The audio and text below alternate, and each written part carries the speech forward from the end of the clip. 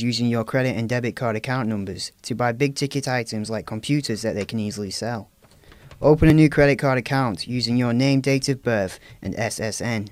When they use the credit card and don't pay the bills, the delinquent account is reported on your credit report.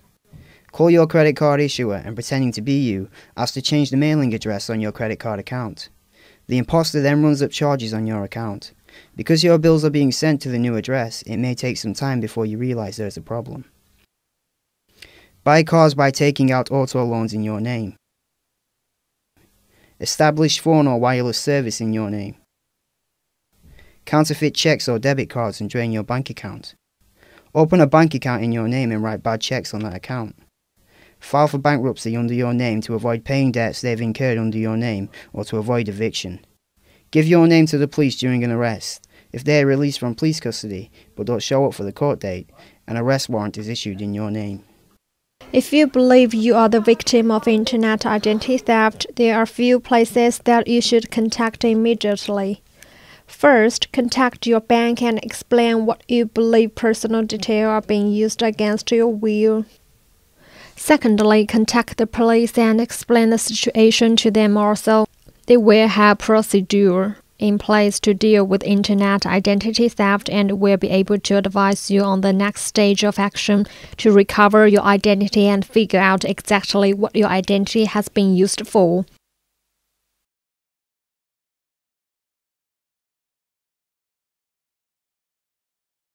Facebook. Just Facebook. Yeah, that's about it. Used to do Bebo and MySpace, but lost them.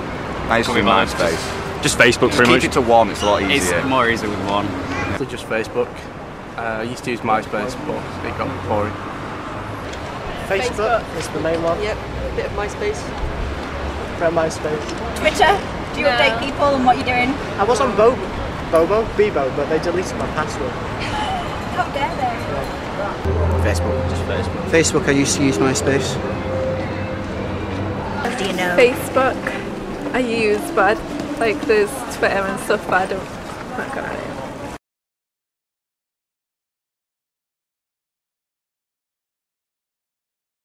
Yeah. Yes. Yes. Yeah, Martha. Yes. Yeah. Yes. I am. Yeah.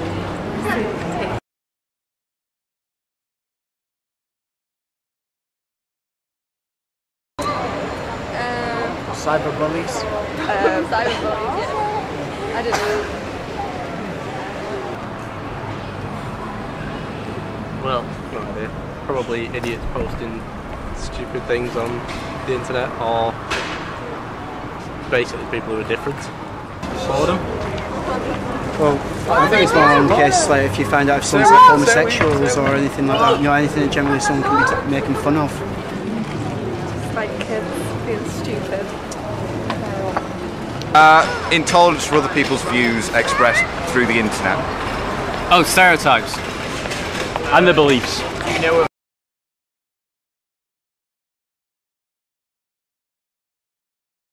Yeah. Yes. It's a lot easier to hide. I think In a way, it's more psychological rather than more. If you got bullied in real life, they're most likely going to punch you a bit or something. If they did it online, it'd be more like messing with your head. Yeah, because it's like harder to prove, even though there's logs and stuff. It's all cybernetics. So. And there's a lot more people out there than you would see right now. There's millions of people using Facebook, whereas if you're walking down the street, there's only a few. So when you think about it in that comparison, there's a lot more people out there. It opens up your target area for any bullies. I think bullying in your face, you can can't ignore it, but cyberbullying, you can definitely just Push it under the carpet.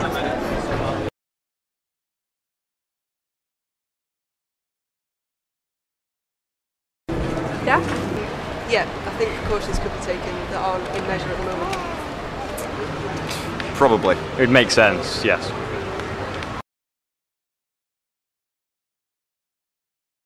I think the first and most important thing is that it's not that child's fault or that young person's fault that they're being bullied, and they need to remember that first and foremost. Really good kind of practical steps that young people can take is to be aware of who their friends are, and remember that they've got control over who's their friend online, and that if people are sending them nasty messages, they can block contact with that person. If it's upsetting them, they've got the power to block contact. There's also some really fantastic resources out there, like Cyber Mentors, which is run by a charity called Beat Bullying, and it's run by young people for young people. So if you're being bullied, you can go and chat to a mentor who's been trained, who'll be a similar age to you, about what that experience is like, and they can give you really practical tips based on the exact form of bullying you're facing, whether it's people uploading pictures you don't want, or sending nasty text messages, or hacking your account. Any of those things, they can give you practical tips on how to tackle all of them. I'd just say also one thing to think about is also to think about what the consequences of what you do online and what you say about other people, and whether you think forwarding a message might be a joke and that's quite funny, is to think about how the person who's on the receiving end of that might actually feel. So it's about, sometimes cyberbullying can start where somebody sends something as a joke and the other person doesn't see it like that and they feel quite threatened and intimidated. So it's a case about, before you send or type something in response, just think about what the other person might actually think when they see that comment about you or that kind of message.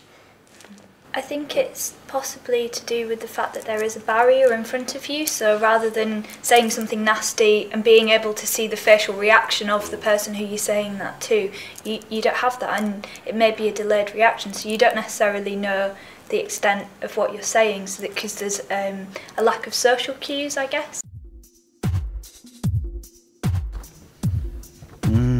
She's a pretty lass. Seen her leaving school yesterday. She's got a nice lass in that miniskirt of hers. No way is she a virgin. This guy keeps pestering me for more revealing pictures. I'm not sure I want to. I don't even know the guy, but my mates say he's fit and I totally should. I've agreed to meet him tomorrow with some pictures. I feel like a whore, but he's promised not to show anyone.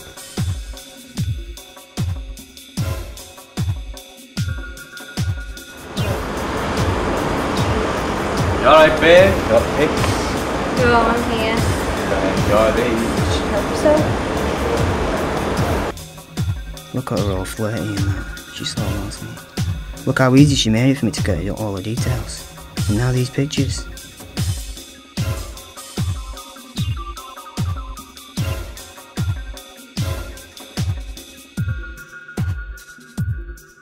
She's stunning.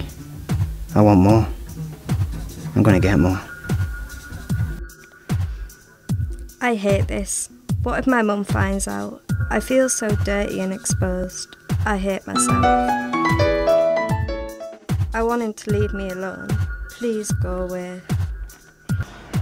Answer your phone!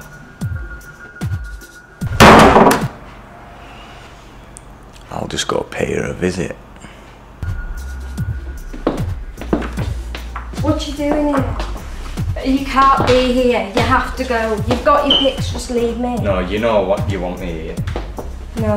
No, you don't understand. Go, please. No, you don't understand. I ain't going anywhere.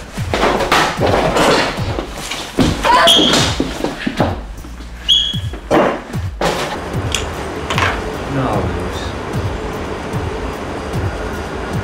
You turned out to be a waste of time, didn't you?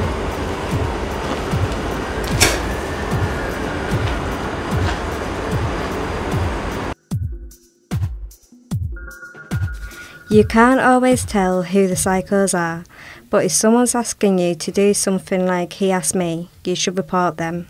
I didn't, and look what happened to me. I was too ashamed and embarrassed.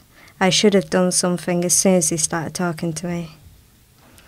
Imagine how different things could have been. I should have reported him.